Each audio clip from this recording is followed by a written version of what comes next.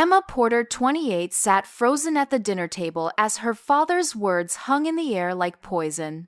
Some kids make you proud. Others just take up space.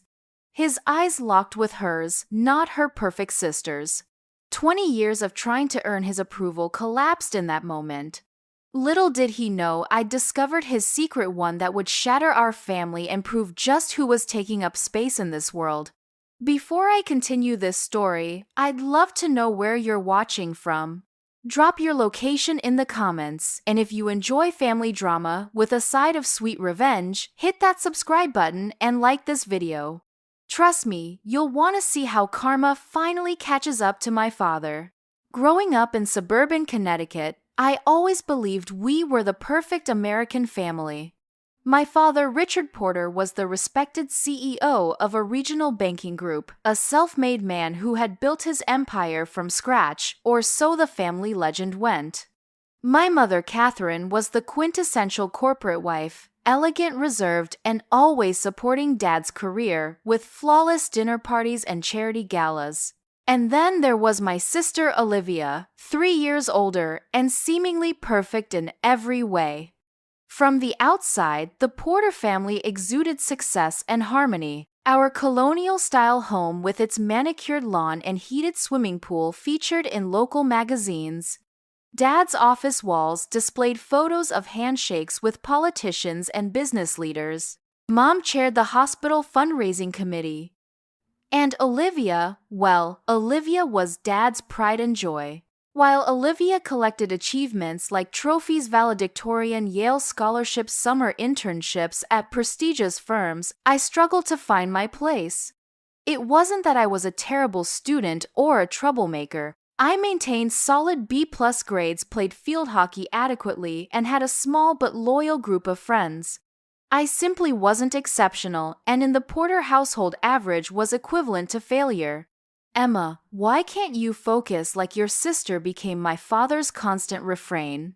When I brought home an A, he'd ask why it wasn't an A+. When I was accepted to Boston University instead of an Ivy League, Dad barely acknowledged it, merely grunting, "At least you got in somewhere." Each comment stung, building a wall of resentment brick by painful brick. Mom would occasionally try to mediate, telling me in private, "Your father just wants what's best for you, Emma. He pushes because he cares." But her words rang hollow against the backdrop of his obvious favoritism. At family gatherings, he'd proudly introduce my daughter, Olivia, the investment banker, followed by a vague gesture toward me with, "And Emma." Even as adults, the pattern continued. Olivia's career skyrocketed in New York finance. She married Bradley, a surgeon from a well-connected family, in a wedding that Dad spared no expense for. "Nothing but the best for my star," he declared during his toast. When I started my modest graphic design business 2 years ago, Dad dismissed it as playing with computers and suggested I get a real job with benefits. What none of them knew was that my business was actually doing well. I'd secured contracts with several mid-sized companies and was building a solid client base. I learned early on that sharing my achievements with my family only led to diminishment, so I kept my success private, a quiet rebellion against their low expectations. The annual Porter family Christmas dinner became a battlefield of subtle jabs and forced smiles. This year was no different, Olivia announcing her promotion to Senior Vice President, Mom showcasing her latest charity event success, and Dad boasting about his golf game with the governor. When my turn came, I mentioned landing a design contract with a growing tech startup. "That's nice," Emma, Dad said dismissively before immediately turning to Olivia. "Tell everyone about that hedge fund client you brought in, sweetheart." I pushed my food around my plate, the familiar knot of inadequacy tightening in my stomach. But this Christmas would prove different from all the others. I had no idea that dessert would come with a side of family destruction, or that the foundations of our perfect family were built on nothing but elaborate lies. It started with a forgotten laptop charger. 3 weeks after that painful Christmas dinner, I stopped by my parents' house on a Sunday afternoon to pick up mail that had been delivered there by mistake. They were at their country club as they were every Sunday, Dad playing golf, Mom attending her bridge club. I had a key, of course, though I rarely used it. After collecting my mail from the kitchen counter, I remembered my laptop was nearly dead and I had client work to finish that evening. Dad's office was just off the main hallway and I knew he kept a spare charger there.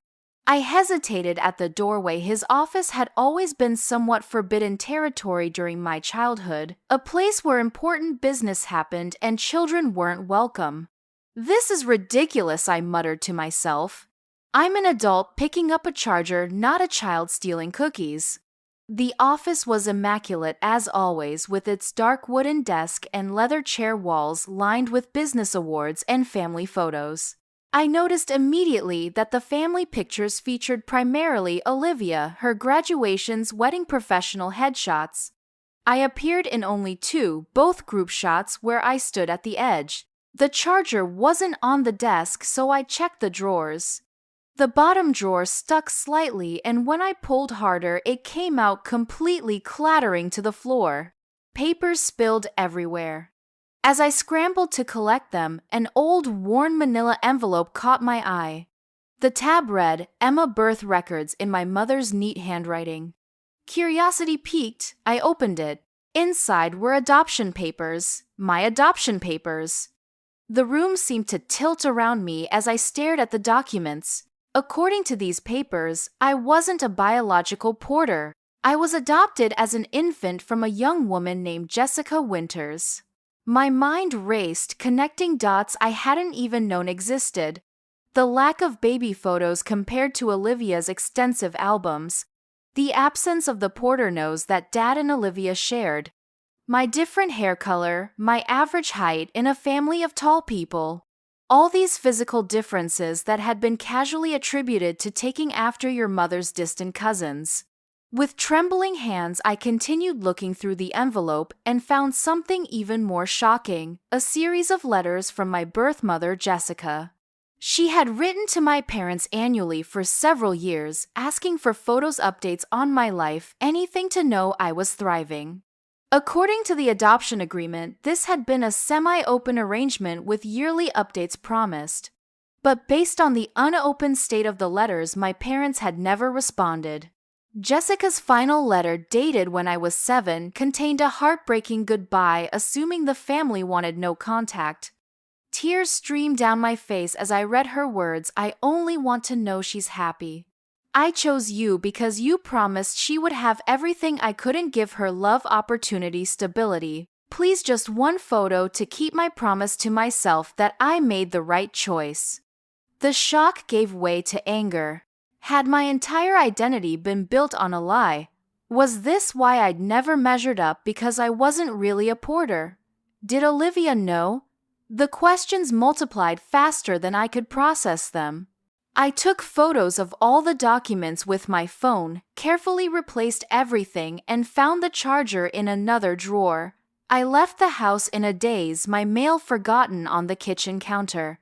That night, I couldn't sleep. I scoured social media looking for Jessica Winters, but the name was too common without more information. I needed to know more, but I couldn't confront my parents yet. Not until I understood the full picture. The next morning, I called in sick to my client meeting and drove to the county records office. 6 hours of research later, I had pieced together more of the story. Jessica Winters had been a 19-year-old college student when I was born. The father wasn't listed. The adoption had gone through a private agency and the records were mostly sealed, but I found a connection that chilled me to the bone. The adoption had been handled by the same law firm where my father had worked before starting his banking career. Further digging revealed something that made me pull over on the drive home to vomit on the side of the road. Jessica Winters had worked as a secretary at that same law firm during her pregnancy. The timelines matched perfectly. The horrible truth crystallized in my mind. My father, Richard Porter, might not just be my adoptive father, he could also be my biological father, having had an affair with a young employee and then adopting his own illegitimate child to cover up the scandal. I sat in my car hyperventilating as 28 years of emotional neglect suddenly made horrifying sense. I wasn't just adopted, I was living, breathing evidence of my father's infidelity, a constant reminder of his moral failure that he had to face every day. No wonder he couldn't love me like he loved Olivia. No wonder I could never measure up. But I needed proof before I made such an accusation. And if my suspicions were correct, my father deserved to face the consequences of his deception. 28 years of making me feel worthless called for accountability. The perfect family man was about to be exposed as the fraud he truly was. I took a week off work, claiming a family emergency, which wasn't entirely untrue. My apartment became an investigation headquarters with timelines, notes, and research materials covering every surface. I operated on minimal sleep, driven by a mixture of shock, anger, and a desperate need to uncover the truth about my origins. My first priority was finding Jessica Winters. The records showed she had graduated from the local university the year after I was born, but then the trail went cold. I exhausted every public records database I could access until finally a marriage license popped up.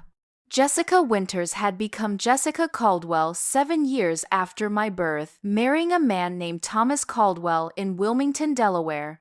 From there, the digital breadcrumbs became easier to follow. The Caldwells still lived in Delaware. Jessica was now an elementary school principal. They had 2 children, my half-siblings. Her social media profile showed a kind-faced woman with familiar eyes, my eyes surrounded by a loving family. I spent hours staring at her photos, searching for similarities, imagining the life I might have had with her. But finding Jessica was only half of my investigation. I needed evidence of my father's involvement. I reached out to former employees of the law firm under the guise of researching its history for a graphic design project. Most conversations led nowhere, but then I connected with Martha, a retired paralegal who had worked there for 30 years. "Oh, Porter," she said when I mentioned the name. "Richard Porter, ambitious young attorney, left rather suddenly to go into banking. Caused quite a stir at the time." "Why's that?" I asked, trying to keep my voice casual. Martha hesitated. "Well, there were rumors. Nothing proven, of course. But there was that business with the young secretary." She lowered her voice. "The poor girl was pregnant, and suddenly Porter was married and gone within months. People talk, you know how it is in small offices." My heart raced. "Do you remember the secretary's name? Jessica something? Pretty girl, smart too. Was putting herself through college." I thanked Martha profusely and added this confirmation to my evidence board. The timeline was becoming clearer. Jessica gets pregnant by my father. He quickly marries my mother, who was from a wealthy family that could help his career. Arranges a private adoption of his own child to hide the affair, and transitions to banking using my maternal grandfather's connections. Next, I needed to understand my mother's role in all this. Had she known I was Richard's biological child, or had she been manipulated into adopting her husband's secret baby, believing some story about helping a random young woman? I found my answer in my parents' financial records, which Dad had always meticulously maintained. During my childhood, he had insisted on teaching me about proper financial management, giving me access to the family's accounting software under his supervision. He had never bothered to revoke my access, assuming I had no interest in the family finances. This oversight now provided me with a treasure trove of information. Hidden in a separate account labeled Family Obligations were quarterly payments to Jessica Winters that had continued for 7 years after my birth until precisely when her letters stopped. The payments were coded as consultation fees, but they had no connection to any legitimate business expense. This wasn't just child support, it looked like hush money. The final piece of evidence came from an unexpected source. My sister Olivia called something she rarely did unless she needed something. Hey, Mom's birthday is next month, and I was thinking we could digitize some of the old family videos as a present. Do you still have that box Dad gave you to store? I had completely forgotten about the box of VHS tapes Dad had asked me to keep when they renovated their basement 3 years ago. Just old business presentations, he had claimed. Not worth keeping, but I can't bring myself to throw them out yet. I found the box in my storage closet that evening. Most tapes were indeed labeled as business meetings and conferences, but one caught my eye: R&C Wedding 1994. My parents' wedding had been in 1994, years before my birth. This tape was from 1994, the year I was born.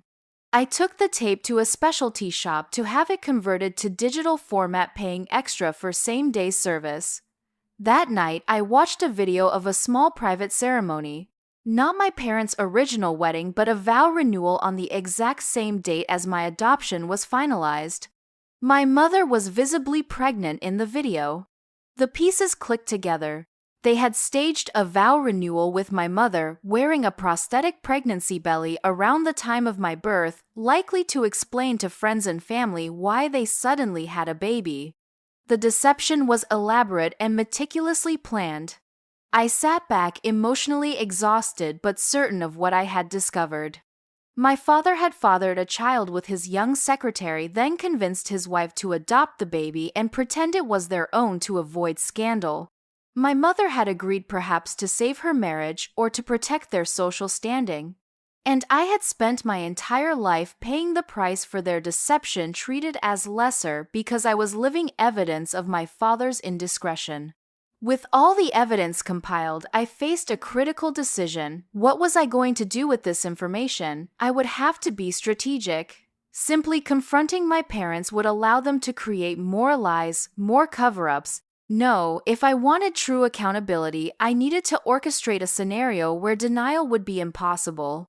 And I knew exactly when that opportunity would present itself: the upcoming Porter family reunion just 2 weeks away, where the entire extended family would be gathered to celebrate my father's 60th birthday. As the pieces of my past fell into place, a plan for justice began to take shape in my mind. The annual Porter family reunion was always held at my parents' lake house, a sprawling property that had been featured in several homes of the elite magazines. This year would be especially grand as it coincided with my father's 60th birthday, a milestone he had been boasting about for months.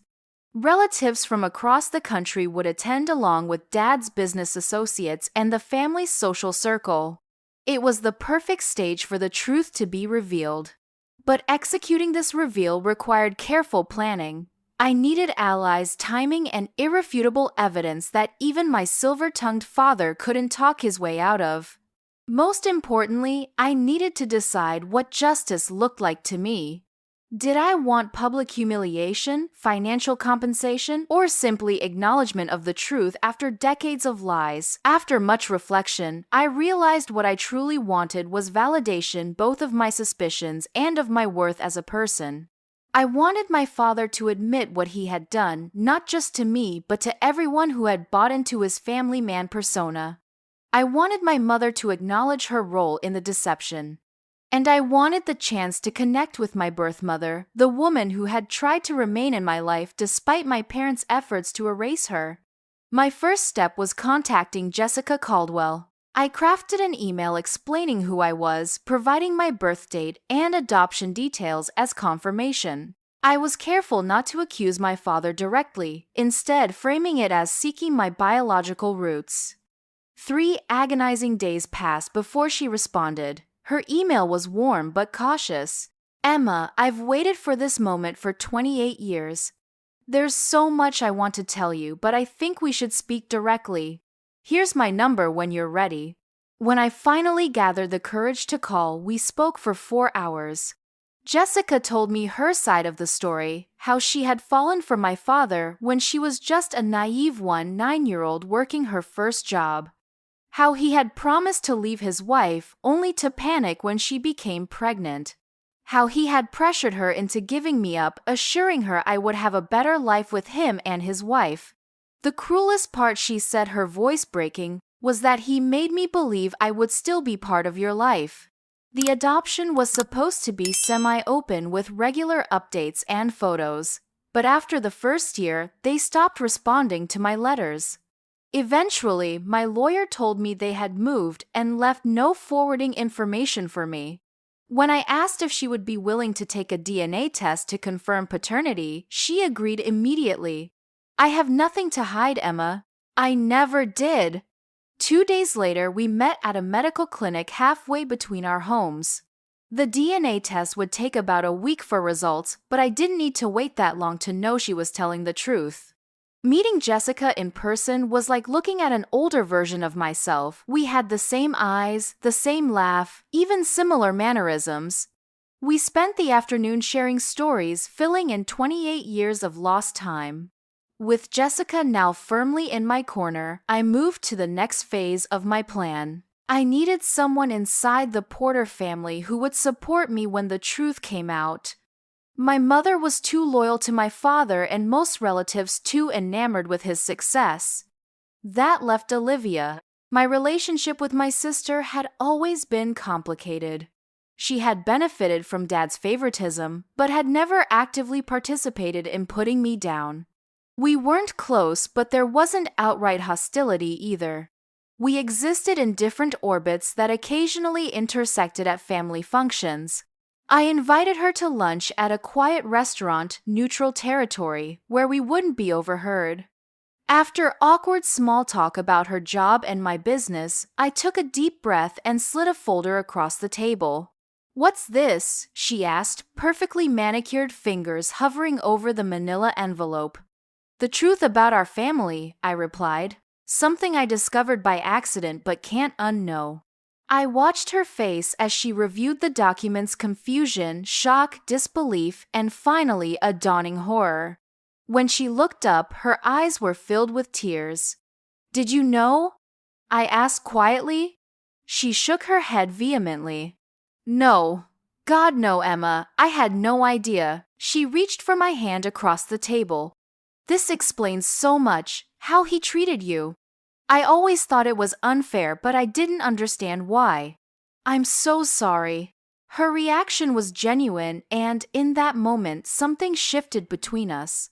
For the first time, we were united against our parents' deception rather than being unwitting competitors in their twisted family dynamic.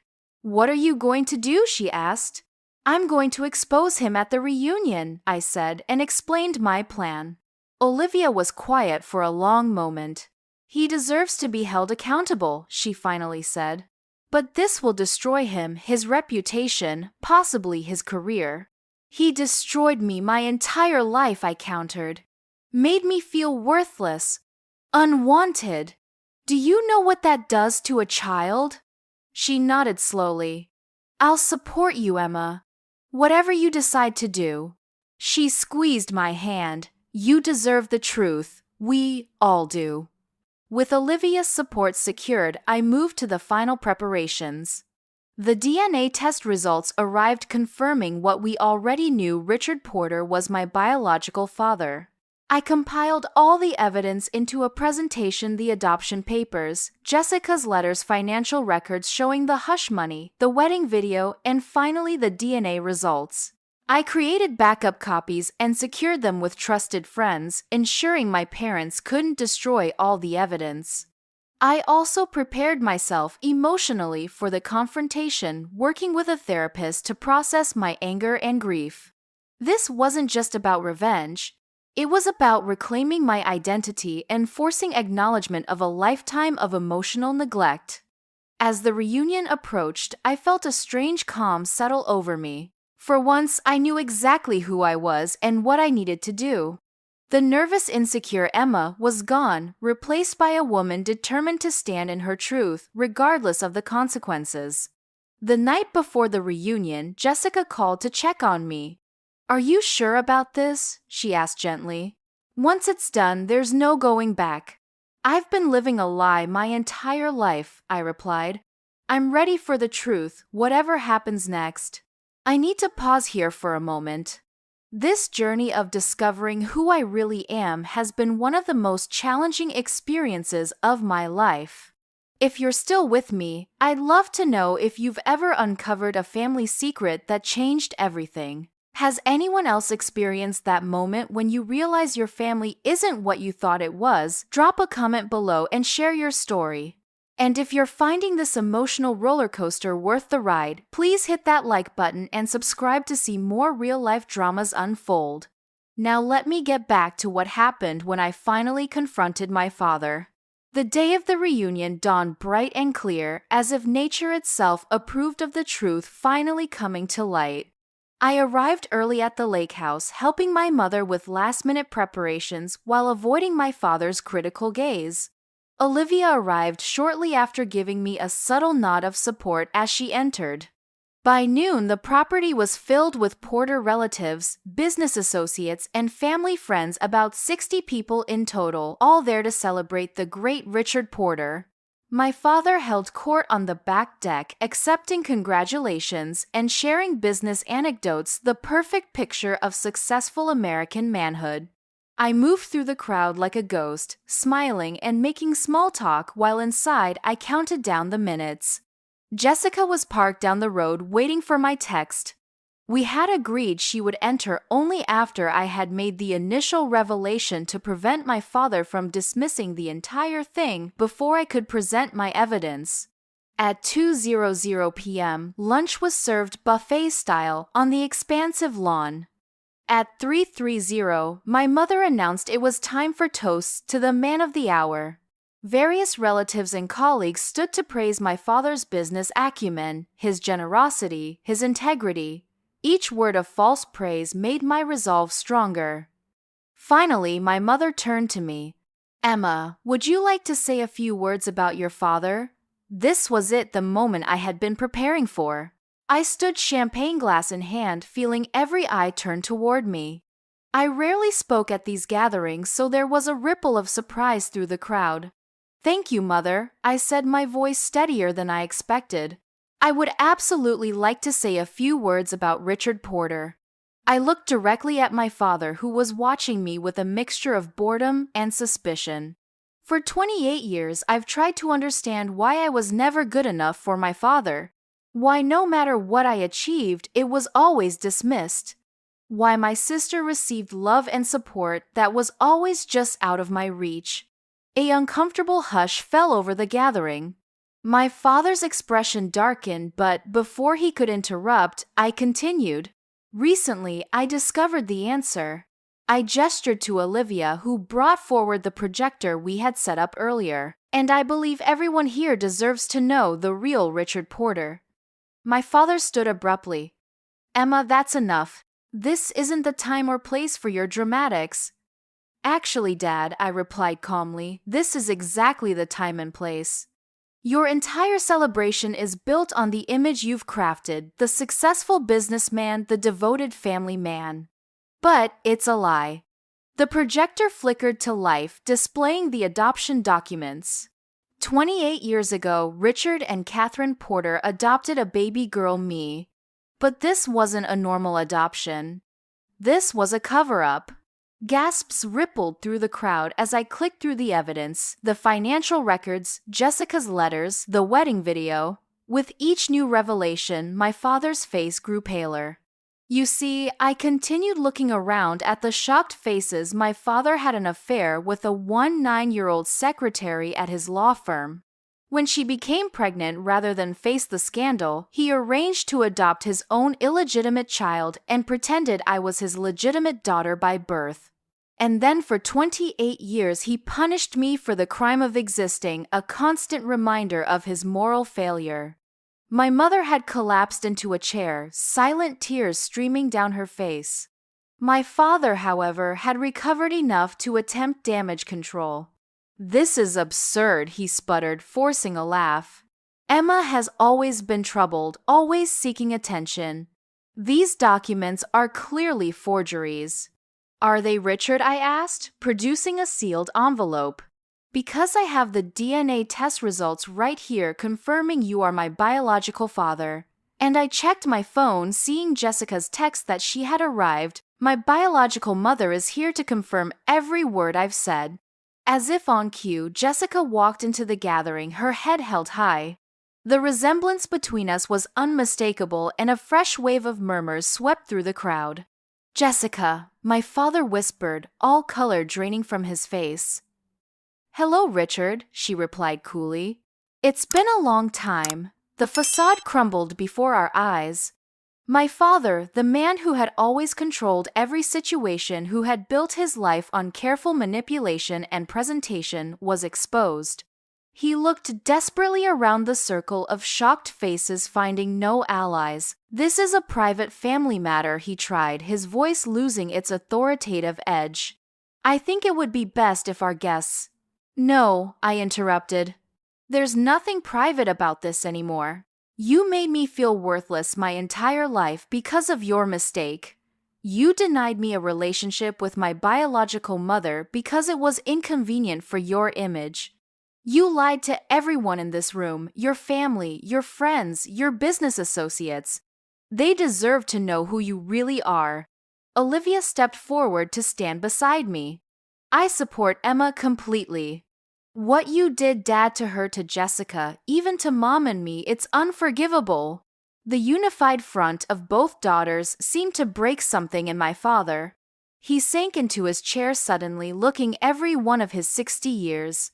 It wasn't supposed to be like this, he muttered. It was one mistake. One. And I've been paying for it ever since.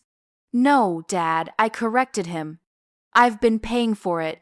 Every day of my life, when you made me feel like I wasn't good enough, every achievement you dismissed. Every time you compared me unfavorably to Olivia, that was your choice to punish an innocent child for your mistake. My mother finally found her voice. Richard, how could you? All these years. She turned to me, anguish in her eyes. Emma, I swear I didn't know you were his biological child. He told me we were helping a young woman in trouble, giving her baby a better life. I would never have agreed to this deception. Jessica stepped forward. Is that why you stopped responding to my letters? Because you didn't know, my mother looked confused. What letters? I never received any letters from you. All eyes turned to my father, who seemed to shrink further into himself. I intercepted them, he admitted quietly. Catherine was getting too attached, talking about more open adoption arrangements. It would have complicated things. Complicated? Jessica's voice rose in disbelief. You stole my child and then deliberately cut me out of her life after promising I could stay connected. Do you have any idea what that did to me? The gathering had become completely silent witnesses to the implosion of the carefully constructed Porter family myth.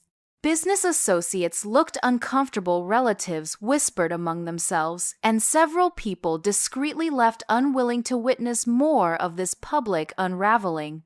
My father made one last desperate attempt to regain control. He stood straightening his shoulders and addressed the crowd. I made a mistake in my youth. I tried to make the best of a difficult situation. I provided for Emma, gave her every advantage, except your love, I interrupted quietly. The one thing I actually needed from you. Something in my words seemed to finally penetrate. My father looked at me, really looked at me, perhaps for the first time. What he saw made him falter, and in that moment I glimpsed something I had never seen before: shame. I don't know what to say, he admitted. For once in your life, try the truth, I suggested. He sank back down, defeated. Yes. Everything Emma said is true. I am her biological father. I arranged the adoption to hide my affair. I've treated her unfairly because every time I looked at her, I saw my greatest failure. Not as a businessman or community leader, but as a human being.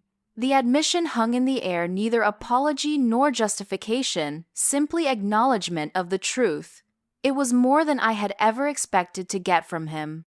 What followed was chaos: relatives demanding explanations, business associates making hasty exits, my mother alternating between sobbing and shouting accusations at my father.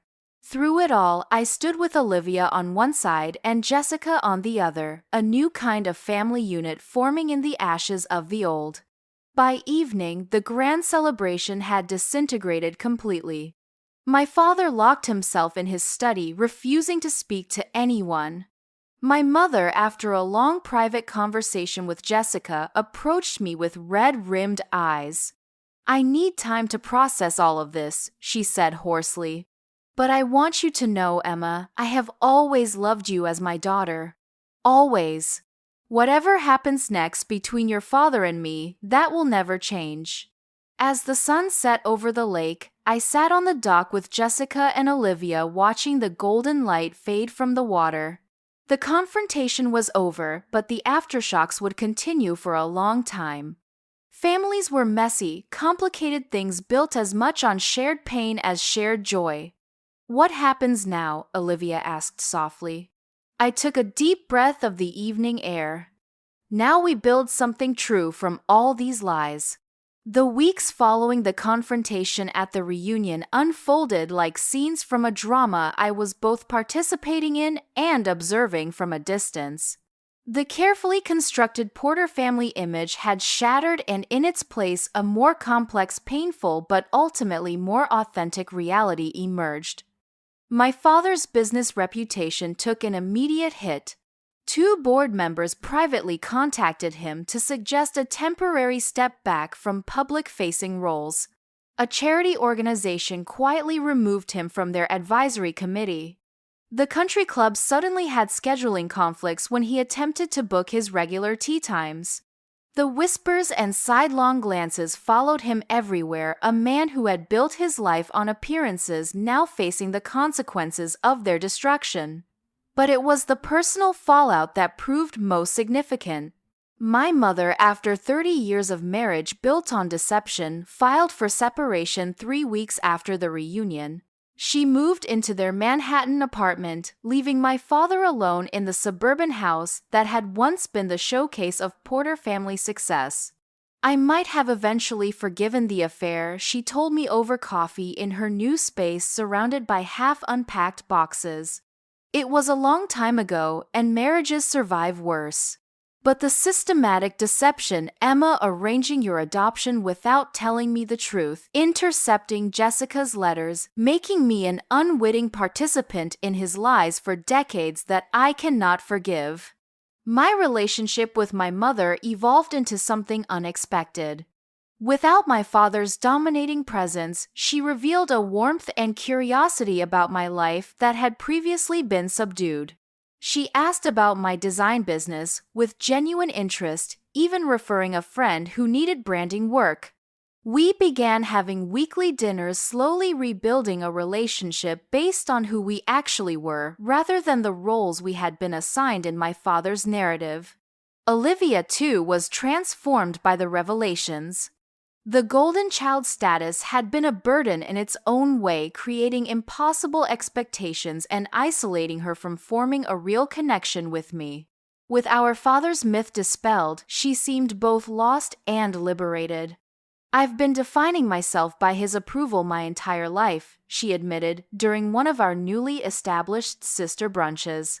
"Choosing my career to please him, marrying Bradley because Dad thought he was suitable, even living in the neighborhood he recommended. I'm not sure I know who I am without his influence." "Join the club," I replied with a wry smile. "But it's not too late to find out." To my surprise, Olivia took a 3-month sabbatical from her investment banking job, something that would have been unthinkable before. She used the time to explore interests she had abandoned in her quest for our father's approval, painting, travel, even volunteering at an animal shelter. Her marriage to Bradley was undergoing its own reassessment, their conversations now focused on what they wanted rather than what looked good to the Porter family. The most profound new relationship in my life, however, was with Jessica. My birth mother approached our reconnection with patient joy, never pushing for more than I was ready to give. We met weekly sometimes, with her husband Thomas and my half-siblings Alex 19 and Lily 17, gradually building the bonds that had been denied to us for so many years. "I never stopped thinking about you," Jessica told me during one of our early meetings. "Every birthday, every milestone, I wondered what you were doing, who you were becoming. I have 28 years of love saved up." Learning about the mother I might have had was both heartwarming and painful. Jessica was everything my father was, not openly affectionate, genuinely interested in others, quick to praise and slow to criticize. I couldn't help wondering how differently my life might have unfolded if I had been raised by her instead. "I regret agreeing to the adoption," she confessed during a walk along the Delaware shoreline.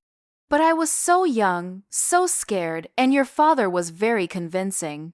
He promised me you would have every advantage, that you would know about me, that we would stay connected. You made the best decision you could with the information you had," I assured her, surprised by how much I meant it. "And now, we have a chance to make up for lost time." My half-siblings welcomed me with an openness that was both touching and unfamiliar. Alex, studying engineering at college, shared my analytical tendencies. Lily, still in high school, had my creative streak and was considering a career in graphic design. Finding these echoes of myself in them helped heal parts of me that had always felt disconnected and alone. Meanwhile, my father retreated into isolation. Business colleagues stopped calling. Invitations dried up. His carefully cultivated network evaporated once the foundation of his reputation cracked. I didn't seek him out, but I didn't need to. He contacted me 5 weeks after the reunion, asking to meet at a quiet restaurant halfway between our homes. I found him diminished somehow, the commanding presence that had dominated my childhood now stooped and uncertain. After awkward greetings, he got straight to the point. "I've been seeing a therapist," he announced, as if confessing a shameful secret. "At Catherine's insistence initially, but it's been illuminating." I nodded, waiting. "I've spent my life believing that respect and admiration were adequate substitutes for love," he continued. "I convinced myself that providing material comfort was the same as providing emotional support. I was wrong." I remained silent, unwilling to make this easier for him. "The therapist asked me a question I couldn't answer," he said, his voice rough. "He asked me if I loved you. Not as an obligation, not as a responsibility, but truly loved you as a father should love his daughter.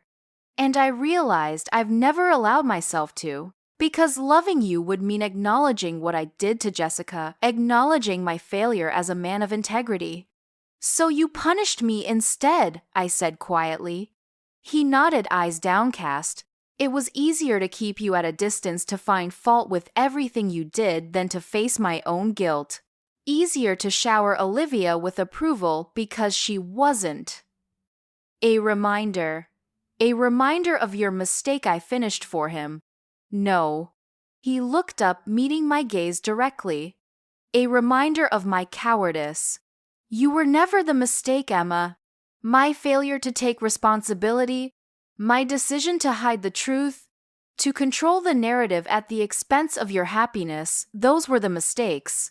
It wasn't the apology I had imagined during those late nights planning my revelation. It was messier, more complex, without neat resolutions or promises of instant healing. But it was honest in a way my father had never been with me. I don't expect forgiveness," he added. "I wouldn't forgive me either. But I wanted you to know that I see you now. Truly see you. And I regret every moment I spent looking away."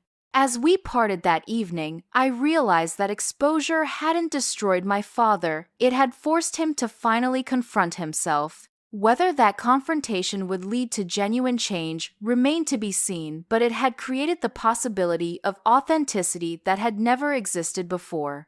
The ripple effects of my revelation continued to spread through the extended Porter family.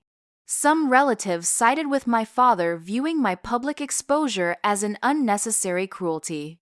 Others reached out to me privately, sharing their own stories of feeling marginalized by the family patriarch, thanking me for speaking the truth that had long been buried beneath the perfect family facade. My design business ironically flourished in the aftermath. The focus and clarity I gained from standing in my truth translated into my work. I stopped trying to please everyone, instead creating bold, authentic designs that reflected my unique perspective. Clients responded to this authenticity, and my portfolio expanded with projects I was genuinely proud of. 6 months after the confrontation, I sat on Jessica's back deck watching her family, my family, prepare for a barbecue. Thomas was at the grill.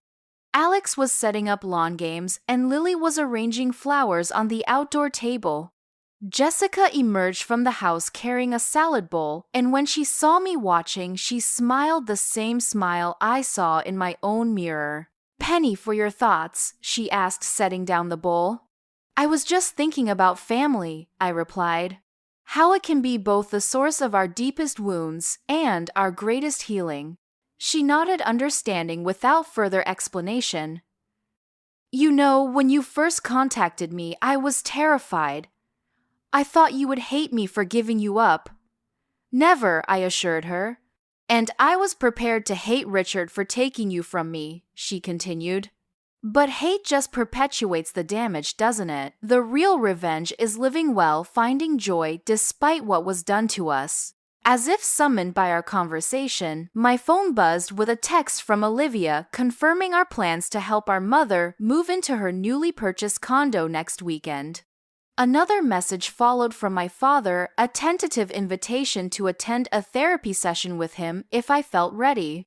I put the phone away, choosing to stay present in this moment with these people who were teaching me what family could and should be.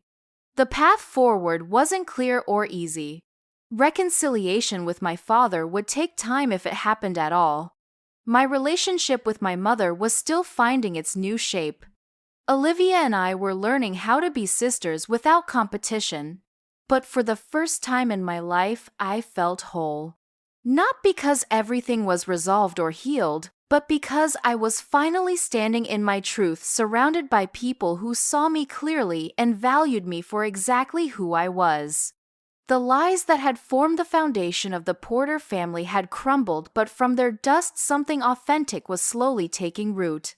And that, I realized, was the justice I had truly been seeking all along.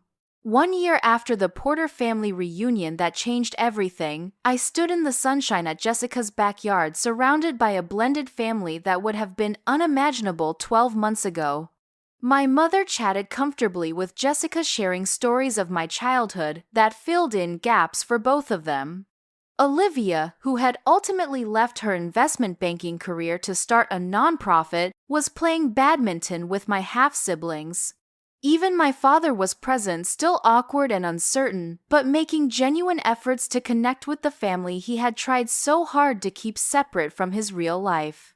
The journey from revelation to this moment had not been smooth or simple. There had been painful conversations, periods of silence, steps forward followed by slides backward. But beneath all the complexity was a foundation of truth that made authentic healing possible. I had learned that justice doesn't always look like we expect. Sometimes it's not about punishment or retribution, but about stripping away pretense to reveal what's real. My father's carefully constructed image had been his prison as much as my own. In losing it, he had the chance to discover who he might become, without the weight of decades of deception. As for me, I had found something I never knew I was missing, a sense of belonging that came not from trying to earn approval, but from being accepted for who I truly was. The broken pieces of my identity had been gathered and reassembled, creating a more complete picture of myself than I had ever possessed before. Most importantly, I had learned that we are not defined by the secrets kept about us or the lies told to us, but by how we respond when the truth finally emerges. In choosing honesty over comfort, in demanding recognition over continued invisibility, I had reclaimed my own story. Family, I now understood, was not a fixed entity but a living, evolving relationship that required courage and truth to flourish. The perfect family I had envied from the outside never existed. What we had now, complicated, messy, but real, was infinitely more valuable. This story isn't about revenge or retribution. It's about the power of truth to break generational patterns of deception, and about having the courage to stand in that truth whatever the consequences. My father's words at that fateful dinner, "Some kids make you proud, others just take up space," had wounded me deeply. But they had also set in motion the events that would ultimately free all of us from the elaborate lie we had been living. So if you're carrying a family secret or living with the pain of knowing something isn't right but not having the words to name it, I hope my story gives you courage. Truth has a cost, yes, but silence exacts a far greater price, paid day after day in the currency of your authentic self. Have you ever discovered a family secret that changed everything, or found yourself gathering the courage to speak a truth that others wanted to keep hidden? I'd love to hear your stories in the comments below. And if my journey resonated with you, please hit that subscribe button and like this video to help others find it. Don't forget to share with anyone who might need to hear that they're not alone in navigating family complexity. Thank you for listening to my story, and remember, sometimes the greatest act of love is simply speaking the truth.